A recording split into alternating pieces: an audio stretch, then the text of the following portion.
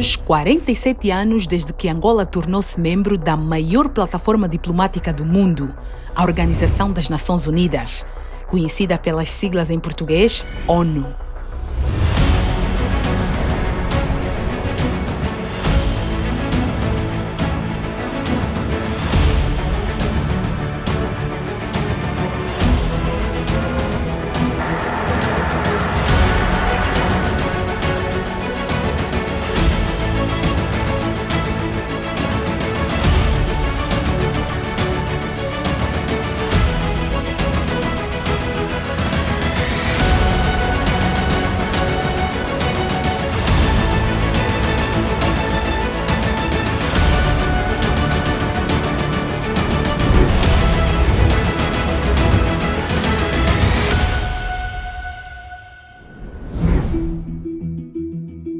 A Organização das Nações Unidas foi criada há 78 anos, exatamente a 24 de outubro de 1945, na sequência da devastadora Segunda Guerra Mundial, quando o mundo precisava de uma organização capaz de assegurar o relacionamento pacífico entre as nações, manter a cooperação internacional e promover a paz mundial.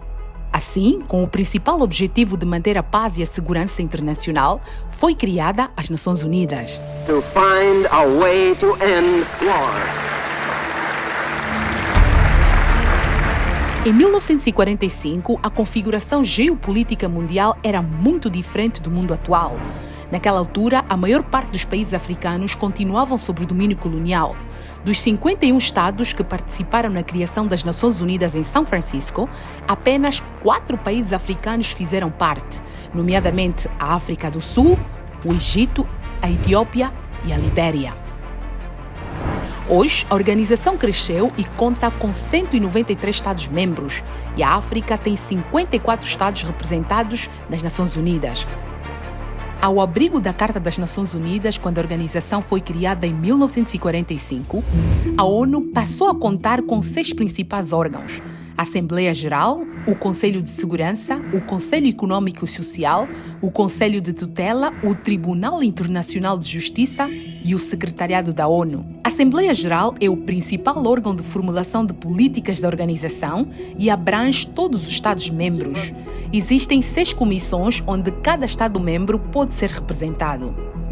O Conselho de Segurança é o órgão das Nações Unidas cujo mandato é zelar pela manutenção da paz e segurança internacional.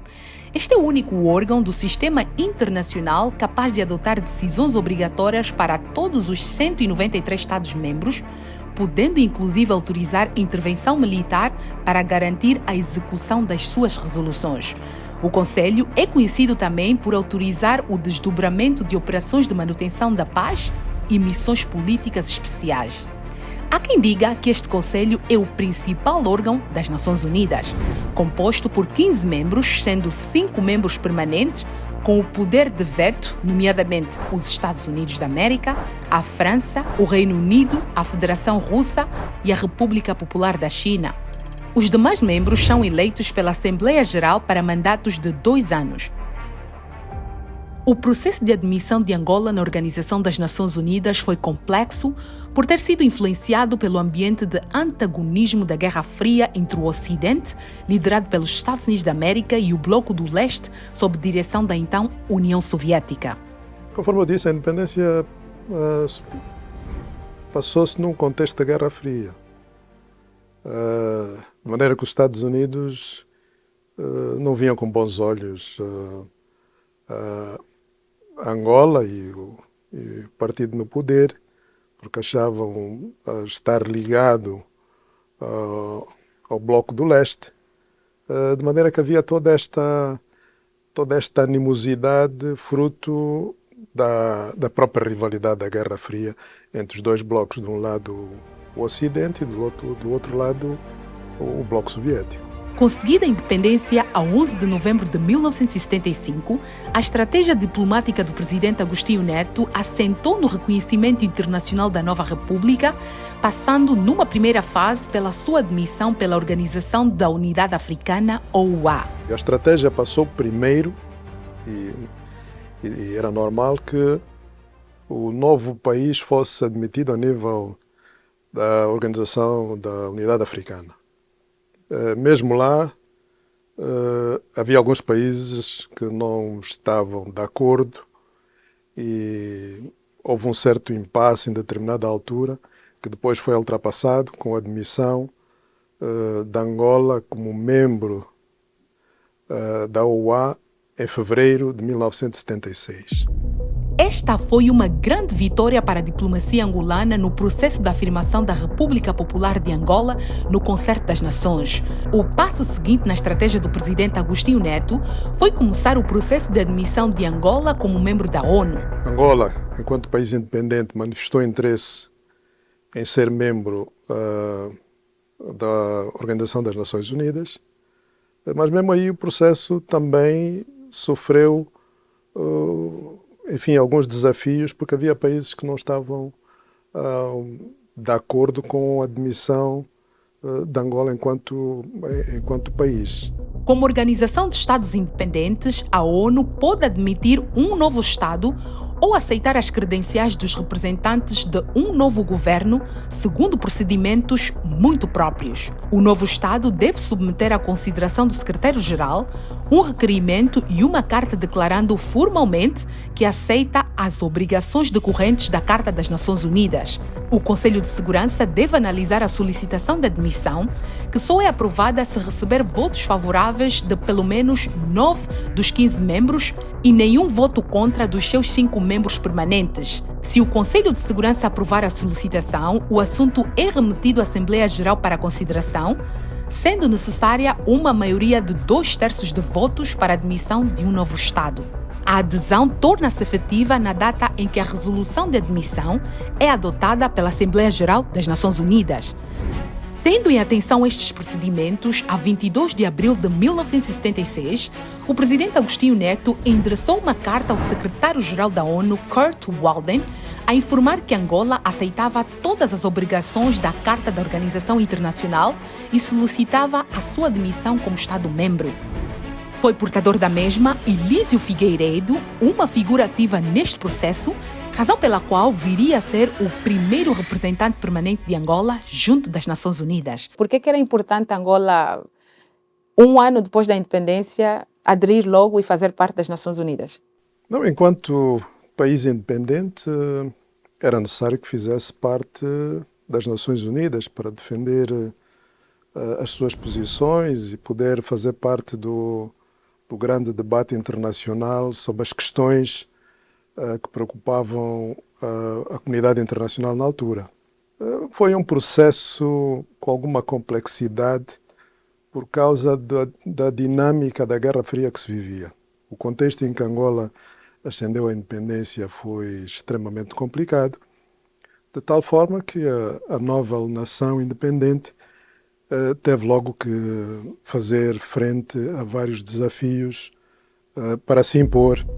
A solicitação de admissão de Angola foi discutida no Conselho de Segurança a 23 de junho de 1976 e mereceu veto dos Estados Unidos, refletindo assim a animosidade política com que a administração do presidente Gerald Ford, um republicano, via a República Popular de Angola. Bloqueada pela posição americana, a diplomacia angolana tomou outras iniciativas para ultrapassar este desafio. Na Cimeira de Chefes de Estados e de Governo da OUA, realizada em Port Louis, Ilhas Maurícias, de 2 a 6 de julho de 1976, conseguiu que fosse adotada uma resolução apelando aos Estados-membros para que apoiassem a solicitação de admissão de Angola como membro da ONU. Foi um sinal político importante que Washington não deixou de anotar.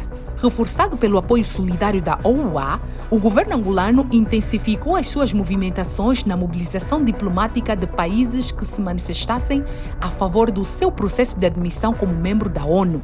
Foi assim que uma delegação liderada pelo próprio presidente Agostinho Neto e integrada pelo ministro das Relações Exteriores na altura, José Eduardo dos Santos, e o embaixador itinerante Pascoal Luvualo, participou da 5ª Cimeira do Movimento dos Não Alinhados em Colombo, Sri Lanka, de 17 a 19 de agosto de 1976, tendo conseguido que esta adotasse uma resolução condenando o veto americano no Conselho de Segurança e encorajando aos Estados-membros a apoiarem a solicitação de admissão de Angola na ONU. Angola registrava assim uma importante vitória diplomática. O Movimento dos Países Não Alinhados, hoje com 120 membros, é um fórum de países que não estão formalmente alinhados ao lado ou contra qualquer grande bloco de poder internacional. Depois das Nações Unidas, é o maior agrupamento de Estados do mundo. Então não foi um processo, olhando para aquilo que foi a aceitação de Angola como parte das Nações Unidas, não foi um processo tão simples? Não foi. Foi necessário grandes movimentações diplomáticas.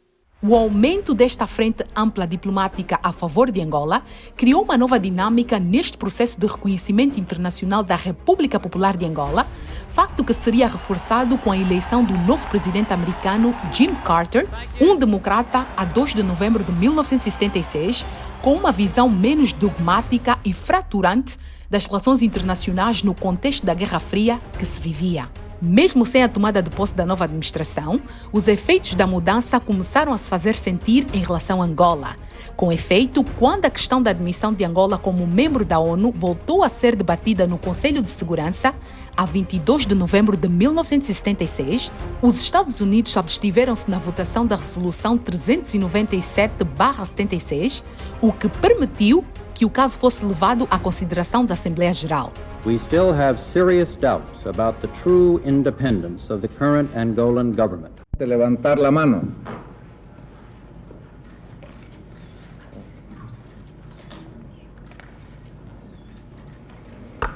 Votos en contra.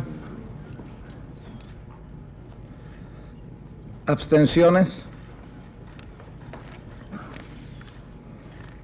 Nesse sentido, a diplomacia angolana, forte da sua admissão na OA, conseguiu, em agosto de 1976, ser admitida como membro do Movimento dos Não Alinhados, que estes dois apoios fizeram com que, em dezembro de 1976, Angola pudesse ser admitida como membro de pleno direito das Nações Unidas, vencendo a resistência de alguns países, como os Estados Unidos, que nessa altura abstiveram-se na votação e foi possível então que Angola fosse admitido como novo membro das Nações Unidas. A 1 de dezembro de 1976, a 31ª Assembleia Geral das Nações Unidas admitiu formalmente Angola como Estado-membro da ONU com 116 votos a favor, nenhum contra e abstenção dos Estados Unidos.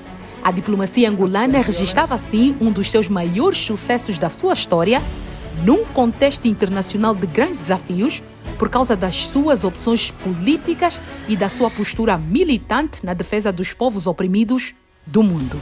É uma vitória de todos os povos amantes da paz e da liberdade, uma vitória de todos os países e forças progressistas que apoiaram a nossa luta. Mas é uma vitória incompleta, porque não festejada simultaneamente com a admissão na ONU da gloriosa República Socialista do Vietnã. Mais uma vez, ficou demonstrado que o exercício do veto nesta organização vem sendo utilizado mais como uma forma de prepotência do que como um direito. I think that we can correctly conclude that this is a very important event for both Angola and the United Nations. Passados 47 anos, o embaixador de Angola na ONU destacou os pontos mais altos. A possibilidade de poder participar nos debates sobre as questões globais mais importantes e fazer sentir a sua voz. Neste sentido, Angola contribuiu para que houvesse mudanças políticas substanciais na África Austral. Função da sua dinâmica diplomática, a 22 de dezembro de 1988, foi assinado um acordo tripartido entre Angola, África do Sul e Cuba, que criou a dinâmica para a independência da Namíbia, a retirada das tropas estrangeiras de Angola. Tudo isso depois contribuiu para que houvesse um ambiente mais adequado para a resolução do nosso próprio conflito interno, porque uma vez eliminadas as forças externas, foi possível então os angolanos mais facilmente chegar a um entendimento e enfim, avançar com uma nova agenda de paz e reconciliação, cujos benefícios hoje todos nós estamos a ter. E os temas que Angola vem defendendo mudou? Hoje, desde a altura em que Angola foi aceita, né, como membro das Nações Unidas, temos tido a mesma linhagem, os assuntos que nós defendemos são os mesmos, ou ao longo dos anos fomos mudando? Não, há questões que nós defendemos por razões de princípio. Portanto, a questão da independência dos povos, a questão do levantamento do embargo a Cuba, que existe há mais de 60 anos e que, não obstante as várias resoluções do Conselho de Segurança, da Assembleia Geral, permanece. Nós temos estado muito ativos nas questões de paz e segurança, tendo em conta a nossa própria experiência. Em 2005 foi criada uma comissão para a consolidação da paz, um mecanismo para favorecer o diálogo entre a Assembleia Geral e o Conselho de Segurança nas questões de paz e segurança, e Angola foi um dos primeiros países a fazer parte deste processo, de tal forma que o embaixador Ismael Martins, enquanto representante permanente de Angola nas Nações Unidas, foi o seu primeiro presidente. E essa comissão tem desenvolvido um trabalho muito importante. Durante o mandato do embaixador Ismael, essa comissão deslocou-se a vários países africanos, nomeadamente a Guiné-Bissau, ao Mali, ao Senegal e outros países, sempre na perspectiva de favorecer a consolidação da paz e da estabilidade e formas de haver um ambiente de maior inclusão política e que favoreça o desenvolvimento. Também Angola, a função da sua experiência, desempenhou um papel importante na adoção do processo de Kimberley, no que diz respeito aos diamantes de sangue. Portanto, um mecanismo internacional para evitar que os diamantes sejam usados em situação de conflito. Portanto, desempenhou um grande papel nesse sentido e é hoje um mecanismo que tem realmente desempenhado um grande papel na prevenção de situações de conflito financiados pela comercialização dos diamantes. Neste momento, nós estamos mais engajados nas questões de operações de paz. O facto de, na altura da criação da ONU, Angola e a maior parte dos países africanos ainda estarem sob o domínio colonial é apontada como uma das razões principais da ausência de África como membro permanente do Conselho de Segurança da ONU. Uma injustiça histórica que demanda correção imediata. Por essa razão, o continente africano tem uma posição comum e exige a reforma incondicional do Conselho de Segurança das Nações Unidas. A questão da reforma do Conselho de Segurança é algo que é prioritário para nós e damos toda a importância e nessa discussão, nesse debate sobre a melhor forma de se avançar com essa reforma, não só do Conselho de Segurança, mas também da própria arquitetura financeira internacional, para que seja mais equitativa, que possa dar mais oportunidade a todos, de maneira que o desenvolvimento seja feito sem deixar ninguém para trás. E para isso há necessidade de se fazer reformas a esse nível também da estrutura financeira internacional. O consenso de Eswini Posição Comum Africana sobre a reforma do Conselho de Segurança exige que a África tenha 12 assentos permanentes e 5 assentos não permanentes num Conselho de Segurança reformado. Angola, 190. Angola, por 2 vezes, foi eleita como membro não permanente. Angola foi membro pela primeira vez no biênio 2003-2004. Tinha acabado de sair de longos anos de conflito, de maneira que a sua participação enquanto membro foi muito importante para trazer a sua perspectiva e a sua experiência de resolução de conflitos.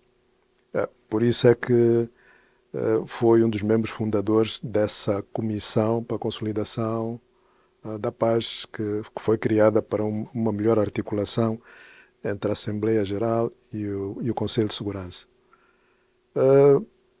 A segunda vez foi portanto, já 2015, 2016.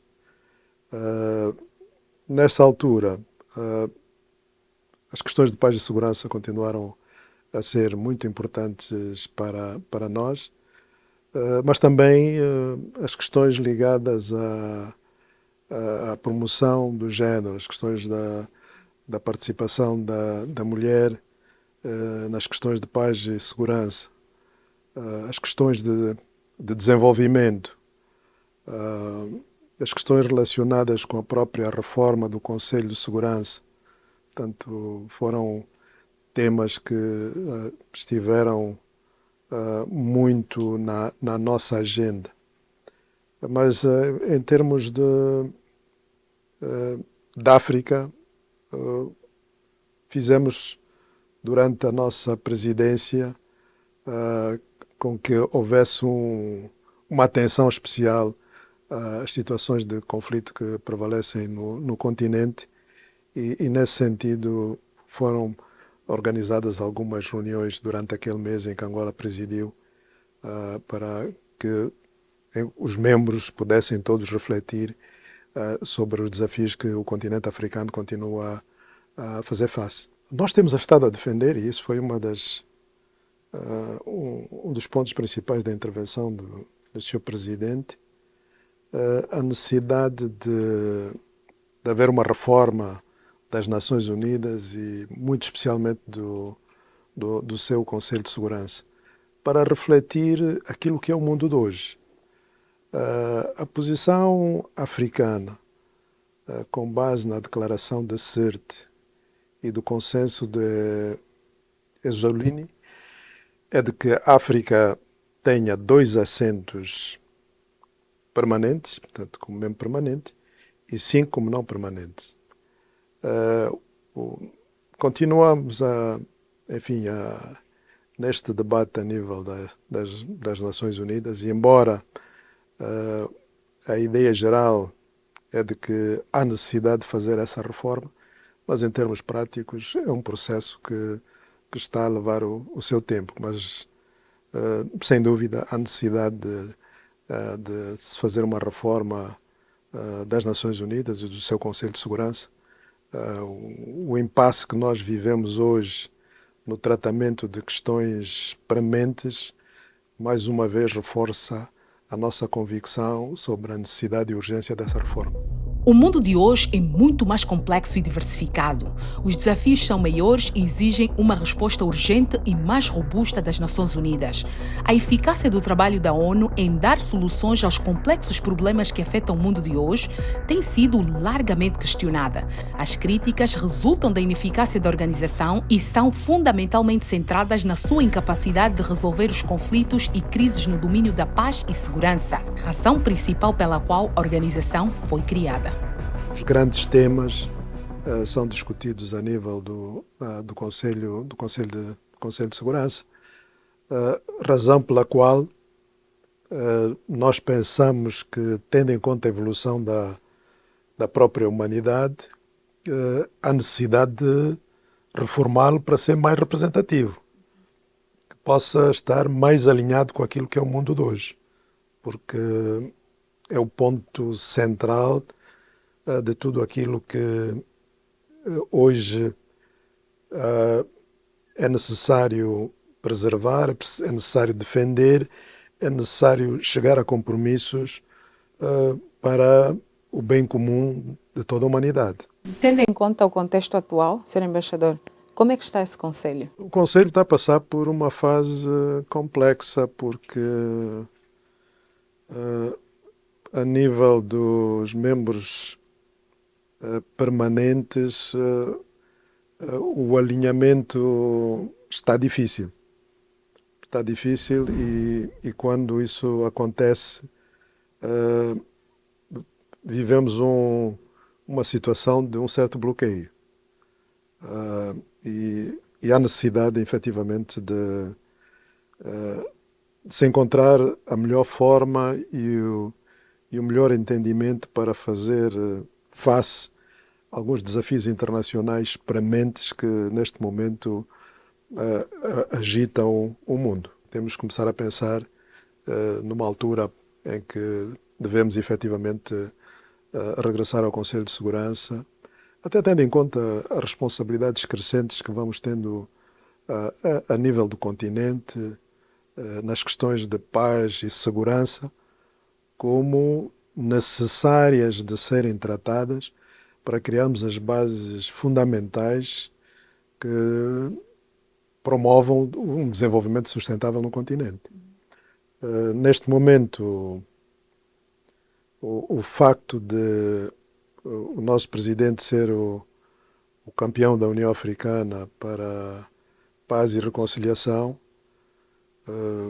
o facto de estar a liderar a Conferência Internacional sobre a Região dos Grandes Lagos, agora a SADC, enfim, dá-nos uma posição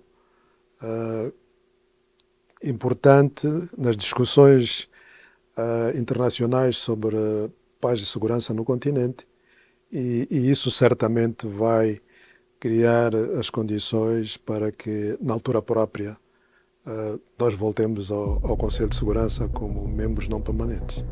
Em 2015, a ONU realizou uma reforma administrativa abrangente dos pilares de desenvolvimento, paz e segurança. Mas estas reformas foram insuficientes para revitalizar o trabalho da organização e restaurar a sua credibilidade global. Apesar disso, a ONU continua a ser importante para manter o equilíbrio mundial, sobretudo por permitir um espaço de diálogo direto entre as superpotências nucleares mundiais, não tendo evitado muitos conflitos no mundo, tendo fracassado em muitas operações de manutenção de paz. Mesmo assim, a ONU claramente tem evitado que o mundo mergulhe numa terceira guerra mundial, continuando a oferecer uma plataforma para avançar a agenda global de combate à pobreza, alterações climáticas, saúde pública global e o desenvolvimento sustentável.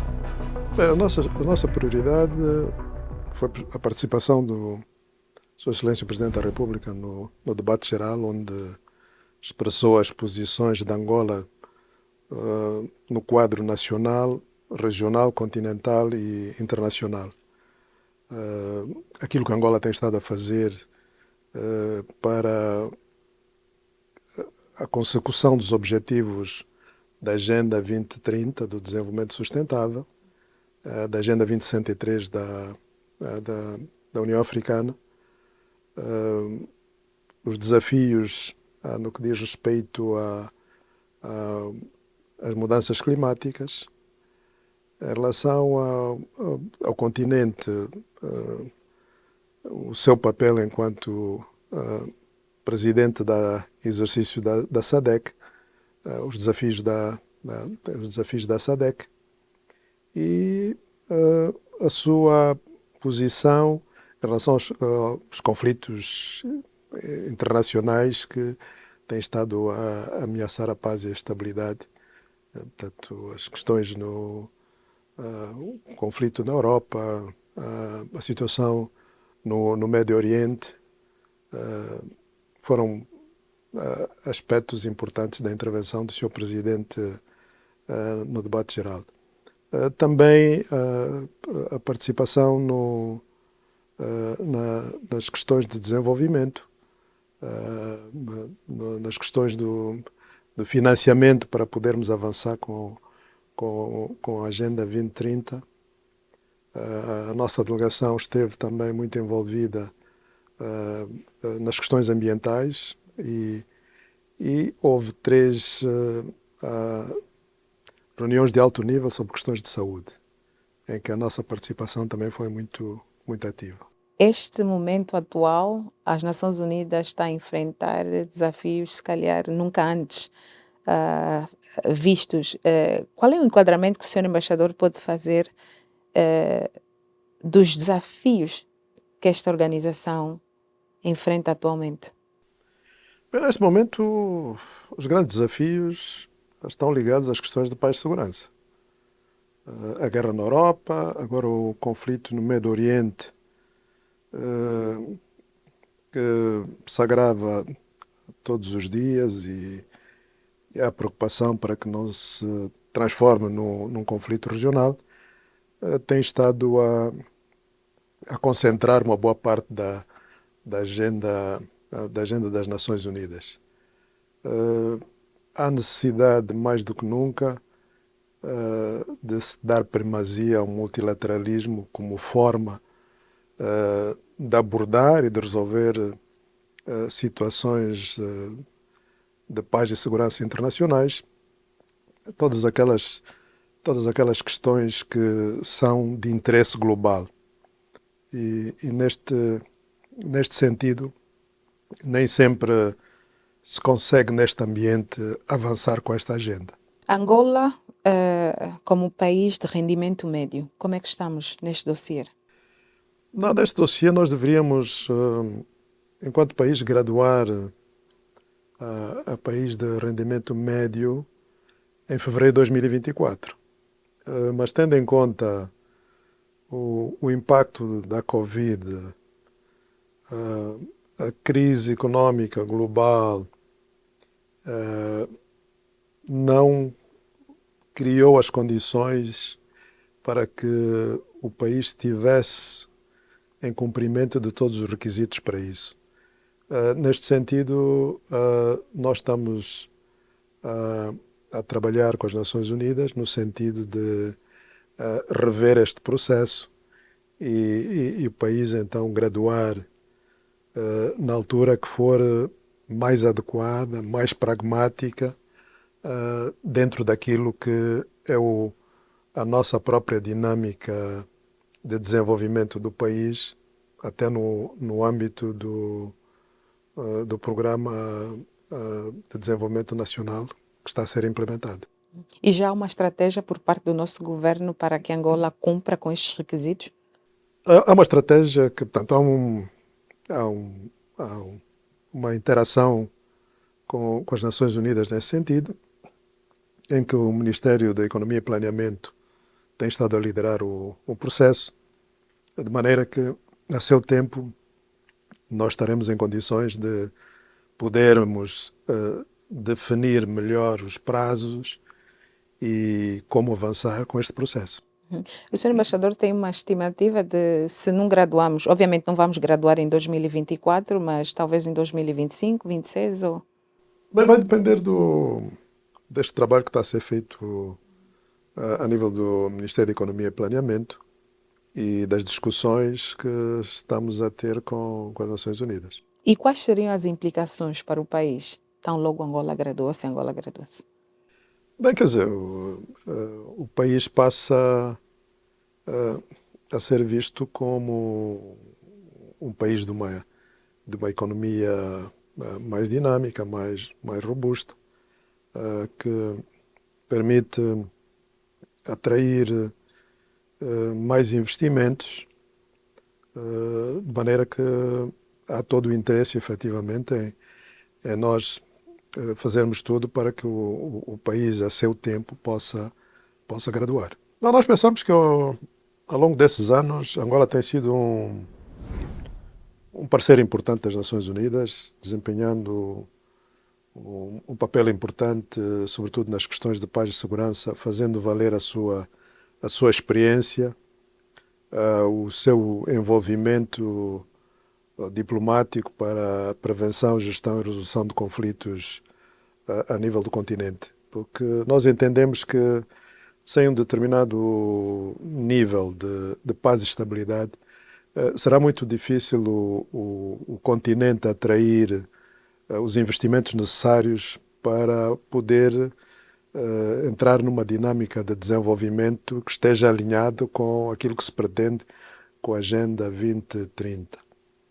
Por outro lado, Angola também considera importante continuar a fazer parte das discussões ligadas às questões de desenvolvimento, no âmbito até da reforma da arquitetura financeira internacional, para que os países africanos possam beneficiar de melhores condições de acesso ao crédito e que isso também tem as suas implicações, certamente, para a dinâmica a imprimir nas questões de desenvolvimento.